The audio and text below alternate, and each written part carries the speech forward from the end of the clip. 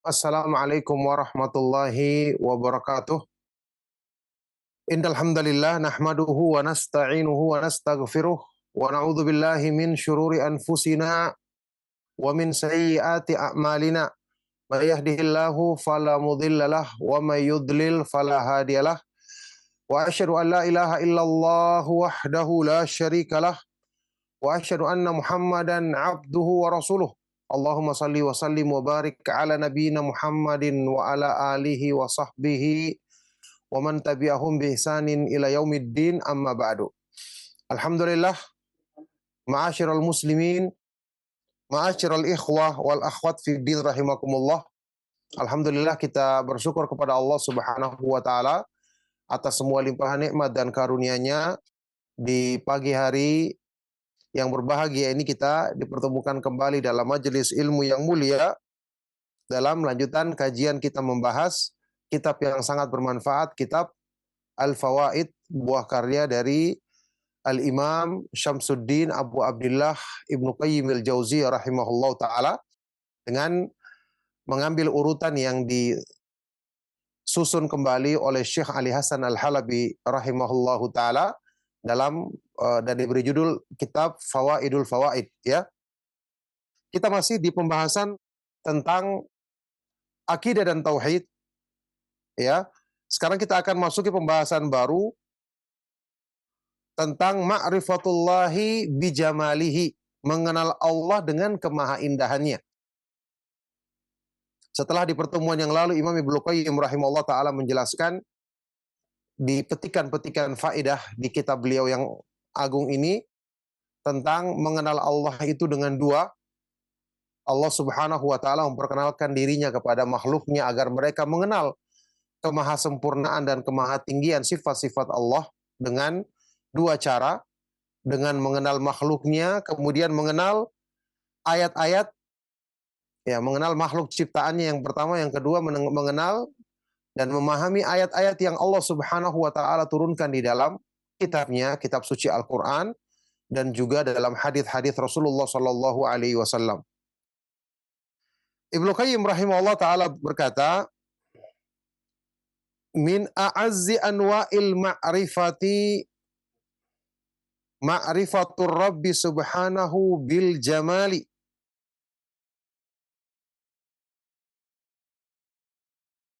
Termasuk seagung-agungnya cara mengenal Allah,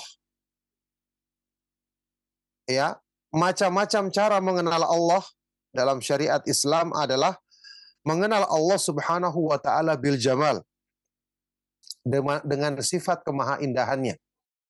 Masya Allah, ini pembahasan yang dicantumkan dalam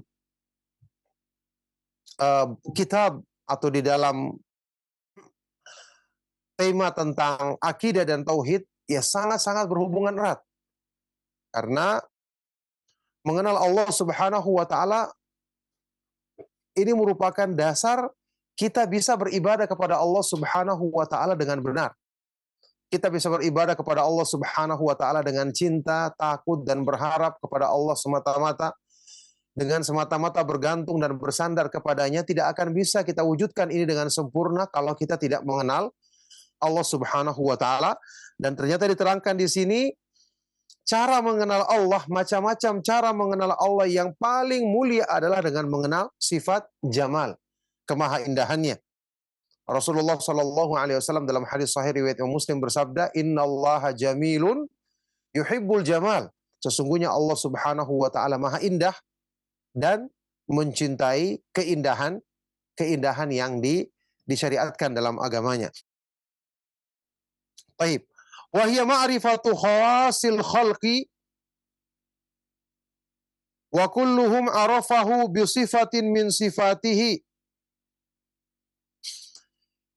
Yang ini merupakan cara mengenal Allah yang dimiliki oleh hamba-hamba Allah yang dikhususkannya, yang diistimewakannya.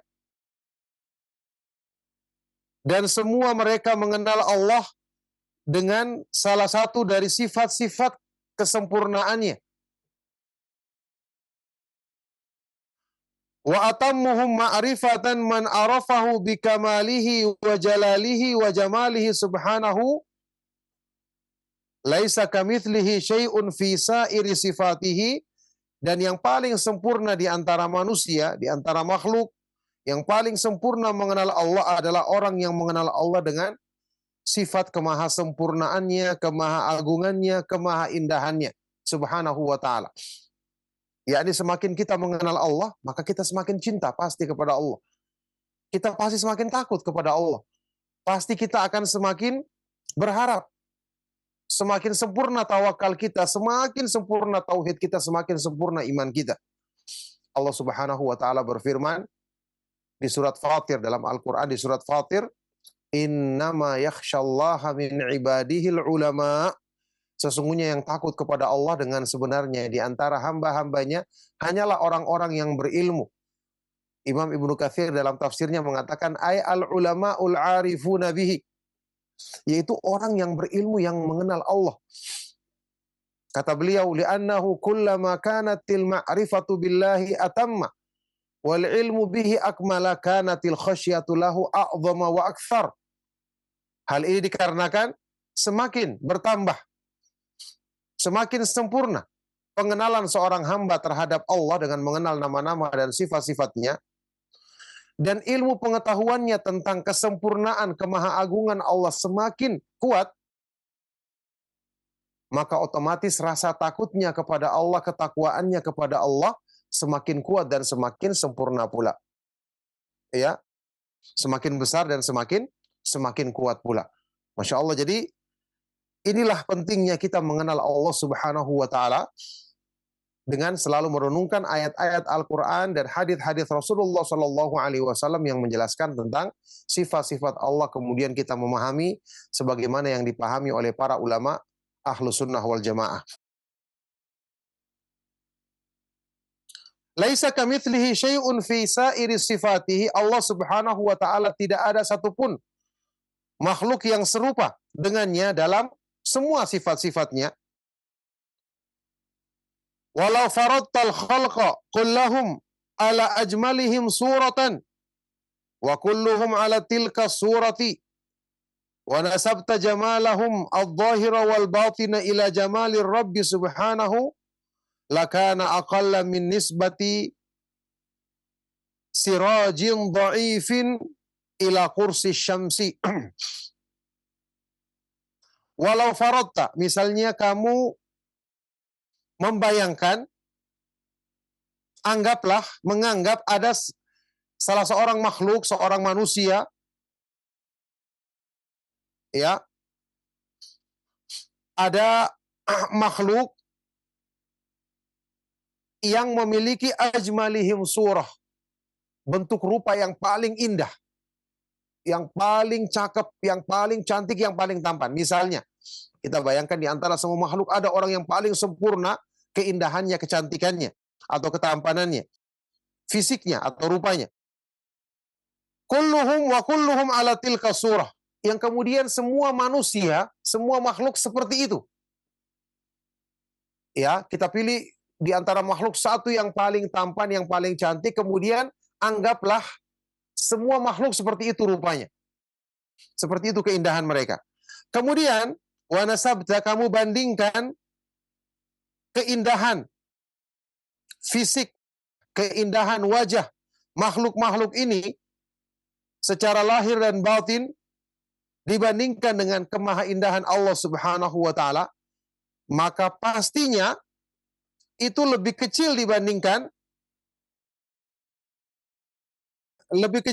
daripada perbandingan sebuah lentera yang lemah cahayanya dibandingkan dengan lingkaran matahari yang demikian besar cahayanya. Ini perbandingan yang mungkin kita bisa gambarkan saat ini. Ya, keindahan makhluk seandainya semua dalam seindah-indahnya rupa, seindah-indahnya wajah, ya, dibandingkan dengan kemahaindahan Allah Subhanahu wa ta'ala, keindahan yang bisa kita bayangkan seperti yang beliau sebutkan di sini. Ada sebuah lampu, mungkin kalau dalam bahasa kita lampu teplok, lampu minyak, yang hanya bisa menerangi sedikit dari ruangan, itu pun dengan tiupan angin lemah. dibandingkan dengan lingkaran matahari ketika sedang puncak-puncak terangnya di siang hari, maka tentu perbandingan Allah Subhanahu wa taala kemahaindahannya dengan keindahan yang ada pada makhluk lebih besar lagi, lebih tinggi lagi. Subhanallah. Wa yakfi fi jamalihi annahu law kushifa al-hijabu an wajhihi la ahraqat subhatu mantaha ilaihi la ahraqat subhatuhu mantaha ilaihi basaruhu min khalqih. Dan cukuplah untuk menggambarkan kemahaindahan Allah, seandainya hijab yang menutupi wajahnya yang maha mulia disingkap, maka sungguh keindahan Allah Subhanahu wa taala akan membakar semua makhluk yang sampai padanya pandangan Allah Subhanahu wa taala. Dan pandangan Allah sampai kepada semua makhluk. Ini disebutkan dalam hadis sahih riwayat Imam Muslim dari sahabat Abu Musa al-Asy'ari radhiyallahu taala anhu. Rasulullah sallallahu alaihi wasallam bersabda, hijabuhun nur. Hijab yang menutupi Allah adalah cahaya. Lau kasyafahu la ahraqat subhatu wajhi mantaha ilaihi basaruhu min khalqih. Seandainya Allah menyingkap hijab yang menutupi dirinya yang maha mulia, maka sungguh kemahaindahan wajahnya akan membakar semua makhluk yang sampai pandangan Allah kepadanya. Ya, ini semua terbakar karena kemahaindahannya. Makanya Allah Subhanahu wa taala menjadikan orang-orang yang beriman nanti bisa melihat Allah pada hari kiamat. Wujuhu yauma idzin nadhirah ila rabbiha nadhirah. Wajah-wajah mereka orang-orang yang berseri, orang-orang yang beriman pada hari kiamat nanti berseri-seri karena mereka melihat kepada Rabb-Nya. Ini karena Allah Maha Kuasa, Allah menjadikan kita mampu melihatnya pada hari kiamat nanti, yang ini merupakan kenikmatan terbesar yang Allah berikan bagi hamba-hamba yang beriman, yang merindukan perjumpaan dengan Allah Subhanahu wa taala sewaktu di dunia. Allah balas dengan kelezatan memandang wajahnya yang maha tinggi, yang maha indah, yang maha mulia. Baik. Wa yakfi fi jamalihi annahu lahul izzatu jami'an wal quwwatu jami'an wal judu kulluhu wal ihsanu kulluhu wal ilmu kulluhu wal fadlu kulluhu wa linuri wajhi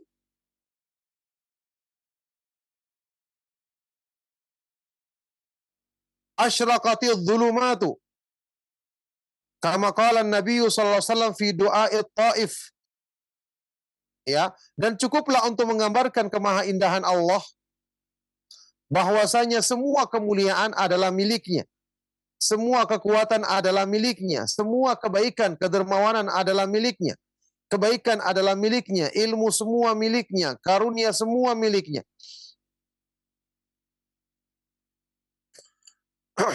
Dan sungguh cahaya wajah Allah Subhanahu wa taala inilah yang akan bisa menerangi semua kegelapan-kegelapan.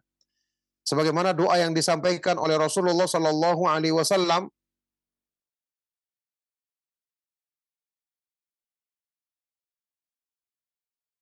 ya, ketika beliau berdoa di Taif sepulang beliau berdakwah yang ternyata mendapati perlakuan yang tidak menyenangkan dari penduduk Taif. Ketika itu Rasulullah SAW berdoa, ya, A'udzu binuri wajhika alladzi asyraqat lahu dhulumat wa saluha alaihi amru dunya wal akhirah. Ya Allah, aku berlindung dengan cahaya wajahmu yang kegelapan-kegelapan menjadi bercahaya, menjadi terang karenanya. Dan semua perkara dunia dan akhirat menjadi baik. Ya, hadis ini diriwayatkan dalam sirah Imam Ibnu Hisham, tapi sanadnya mursal, terputus. Ya, dan juga riwayat-riwayat lain yang mendukungnya tidak sahih dan tidak kuat, maka hadis ini dikatakan sebagai hadis yang tidak sahih. Wa qala Abdullah bin Mas'ud, di dalam athar yang lain Abdullah bin Mas'ud radhiyallahu taala anhu berkata, "Laisa inda rabbikum lailun wala naharun, nurus samawati wal ardi min nuri wajhi." Tidak ada di sisi Allah Subhanahu wa taala malam dan tidak ada siang. Ya, ini Allah Subhanahu wa taala tidak akan bisa dipengaruhi oleh makhluknya, keadaan makhluknya. Cahaya langit-langit dan bumi adalah dari cahaya wajahnya yang maha indah. Ini pernyataan yang dikuatkan oleh Syekhul Islam Ibnu Taimiyah rahimahullah taala, ya, karena beliau menyebutkan athar ini dan mengatakan sabat, ya, riwayat ini kuat atau sahih dari Ibnu Mas'ud radhiyallahu taala anhu. Fahuwa subhanahu nurus samawati wal ard wa yaumal qiyamati idza jaa li faslil qada'i tusyrikul ardu binurih. Maka Allah Subhanahu wa taala dialah yang memberikan cahaya langit-langit dan bumi. Ini disebutkan dalam surat An-Nur, Allahu nurus samawati wal ard. Allah adalah pemberi cahaya bagi langit-langit dan bumi. Wa yaumal qiyamati, dan ketika pada hari kiamat Allah Subhanahu wa taala datang untuk memutuskan perkara di antara hamba-hambanya, ketika itu semua permukaan bumi menjadi bercahaya dengan cahaya wajah Allah Subhanahu wa taala. Makanya ini semua menggambarkan kepada kita tentang sempurnanya kemahaindahan Allah. Dan kita punya tabiat pada diri manusia, kalau kita mengenal sesuatu itu indah, sesuatu itu sempurna, sesuatu itu ya mulia, tinggi, pasti kita akan menyukai dan mencintainya. Kalau ini berlaku untuk makhluk yang tentu terbatas kemahaindahan dan kemahasempurna, yang tentu terbatas keindahan dan kesempurnaannya. Bagaimana kalau kita mengenal Allah Subhanahu wa taala yang tentu kemahaindahannya maha tinggi, maha sempurna, dan kesempurnaannya maha agung. Ya. Baik. Wa min asma'il husna al-jamil, dan di antara nama Allah yang maha indah adalah al-jamil. Al-jamil artinya maha indah, ya, atau maha bagus dalam bahasa kita. Wa fis sahihi anhu sallallahu alaihi wasallam, dalam hadis sahih yang diriwayatkan oleh Imam Muslim, Rasulullah sallallahu alaihi wasallam bersabda, "Innallaha jamilun yuhibbul jamal." Sesungguhnya Allah Subhanahu wa taala maha indah, maha bagus, dan Dia mencintai keindahan. Maksudnya apa? Hal-hal yang dicintai oleh Allah itu pasti indah. Oleh karena itu tidak bisa kita ambil dalil dengan hadis ini bahwa apa yang dikatakan manusia yang penting ini menurut dia indah, meskipun melanggar agama, dicintai oleh Allah. Ini kebodohan. Makna hadis ini adalah apa yang dicintai oleh Allah mesti itu indah. Makanya agama Allah indah, syariatnya indah. Tauhid itu adalah yang paling indah. Iman itu adalah yang menjadikan indah hidup kita, indah lahir dan batin kita. Amal-amal ibadah Allah syariatkan untuk menjadikan indah dan penuh berkah hidup kita. Nah, jadi kita mengenal nama Allah Subhanahu wa taala Al-Jamil untuk menunjukkan bahwa Allah itu maha indah pada zatnya, nama-namanya, dan sifat-sifat kesempurnaannya. Semuanya maha indah. Baik. Wa jamalu subhanahu ala arba'ati maratiba. Jamalul dzati wa jamalus sifati wa jamalul af'ali wa jamalul asma'. Dan kemahaindahan Allah itu ada 4 tingkatan, meliputi 4 keindahan pada zatnya. Allah Subhanahu wa taala maha indah pada zatnya. Kemahaindahan pada sifat-sifatnya. Kemahaindahan pada perbuatan-perbuatannya, dan kemahaindahan pada nama-namanya al-asmaul husna. Oleh karena itu, inilah yang menjadi sebab kenapa kalau kita semakin mempelajari nama-nama dan sifat-sifat Allah, kita akan semakin mencintainya. Karena yang kita katakan tadi, tabiat manusia, kalau mengenal sesuatu, dia akan mencintainya. Mengenal keindahan sesuatu. Ya, makanya orang Arab mengatakan, man jahila syai'an adahu. Barang siapa yang tidak mengenal sesuatu, dia akan memusuhinya. Karena dia tidak kenal.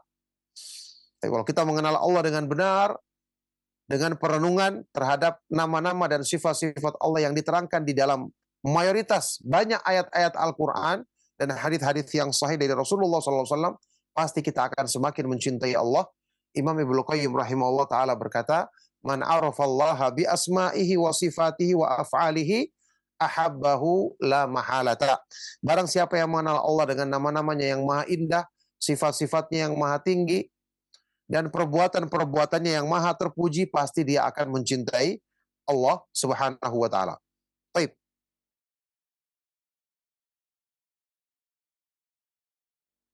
Kata beliau selanjutnya, fa asma'uhu kulluha husna wa sifatuhu kulluha sifatu kamal wa af'aluhu kulluha hikmatun wa maslahatun wa adlun wa rahmah. Maka nama-nama Allah semuanya al-husna, maha indah. Al-husna artinya, kata Syekh Ibnu Utsaimin rahimahullah taala, balighatun fil husni ghayataha, mencapai puncak dalam kemaha indahannya.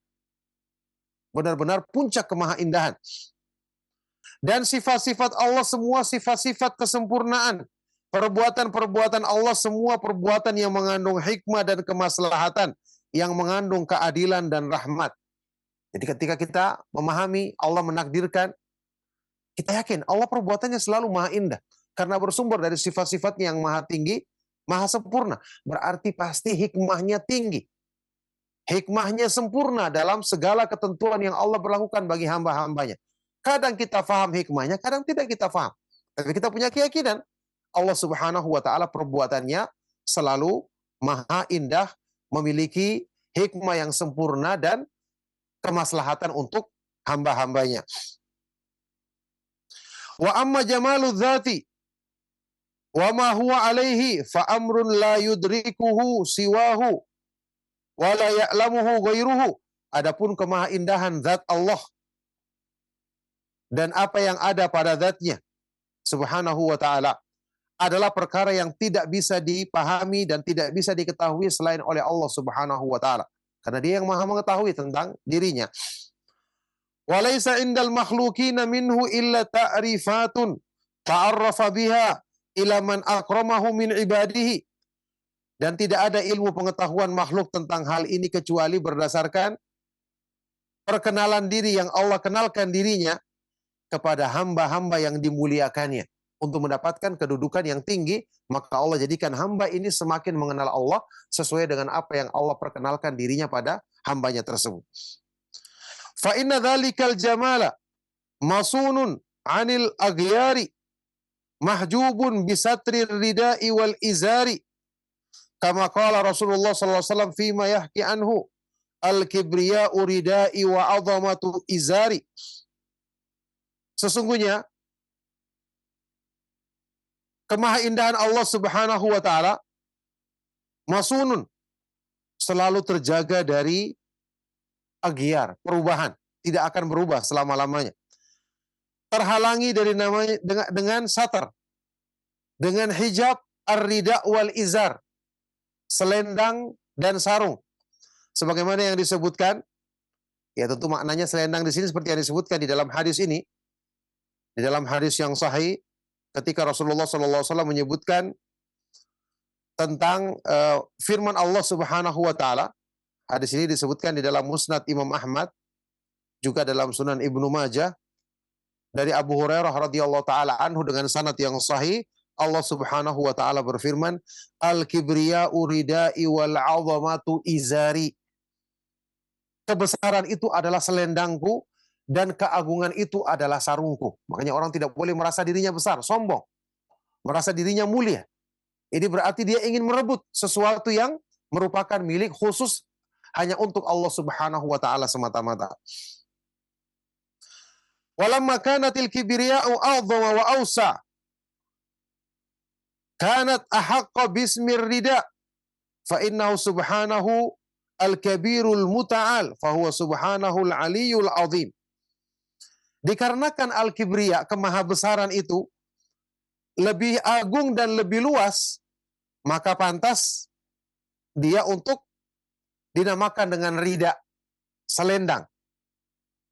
Karena sungguhnya Allah Subhanahu wa taala maha besar dan maha tinggi, dan dia Allah Subhanahu wa taala maha al-aliyu, maha tinggi dan maha agung. Ya. Qala Ibnu Abbas, sahabat yang mulia Abdullah Ibnu Abbas radhiyallahu taala anhu berkata, hajaba dzata bis sifat wa hajaba sifati bil af'al. Allah Subhanahu wa taala menutupi zatnya dengan sifat-sifat kesempurnaannya dan dia menutupi sifat-sifatnya dengan perbuatan-perbuatannya yang maha terpuji, yang maha mengandung hikmah yang sempurna. Maka disinilah kita mengenal Allah Subhanahu wa Ta'ala yang demikian maha indah. Semakin kita mengenal sifat-sifat kemahaindahannya, pasti kita akan semakin cinta, tunduk, selalu takut dan berharap hanya kepada Allah Subhanahu wa Ta'ala semata-mata. Fama dhannuka bijamalin hujiba bi awsafil kamali wa sutira bi nu'util 'azamati wal jalali. Maka bagaimana pandanganmu tentang kemahaindahan yang ditutupi dengan sifat-sifat kesempurnaan dan dihalangi atau dihijabi dengan sifat-sifat keagungan dan kemuliaan. Masya Allah. Semakin kita mengenal Allah, kita pasti akan semakin mencintainya, semakin mengagungkannya. Karena mengenal Allah Subhanahu wa Ta'ala inilah sesuatu yang paling dicari oleh hati manusia. Makanya hati manusia akan selalu gelisah, guncang, selalu gundah dan resah selama dia belum mengenal Allah Subhanahu wa Ta'ala. Tapi begitu dia mengenal Allah Subhanahu wa Ta'ala, dia merasakan inilah perhiasan yang paling dicari dan didambakannya. Inilah sebab ketenangan yang akan bisa menjadikan tentram dan damai jiwa manusia. Allah Subhanahu wa Ta'ala berfirman, alladzina amanu wa tatma'innu qulubuhum bidzikrillahi ala bidzikrillahi tatma'innul qulub. Orang-orang yang beriman dan hati mereka menjadi tenang ketika mengingat Allah Subhanahu wa Ta'ala, ketika berzikir kepada Allah. Ketahuilah dengan berzikir kepada Allah, hati manusia akan menjadi tenang. Barakallahu fikum. Ma'asyiral muslimin, para pemerhati Roja TV dan Radio Roja dimanapun antum berada, demikianlah kajian yang bisa kami bawakan di kesempatan pagi hari menjelang siang hari ini. Semoga bermanfaat. Insya Allah akan ada kelanjutan pembahasan dari penjelasan yang sangat bermanfaat dari penjelasan Imam Ibnu Qayyim rahimahullah ta'ala ini tentang bagaimana kita mengenal Allah Subhanahu wa Ta'ala dengan mengenal kemahaindahannya, yang ini merupakan salah satu bentuk cara mengenal Allah Subhanahu wa Ta'ala yang paling tinggi dan yang paling agung. Semoga apa yang kita bahas dan kita kaji bermanfaat. Sallallahu wasallam mubarak ala nabiyina Muhammad wa ala alihi wa sahbihi ajma'in. Walhamdulillahi rabbil alamin.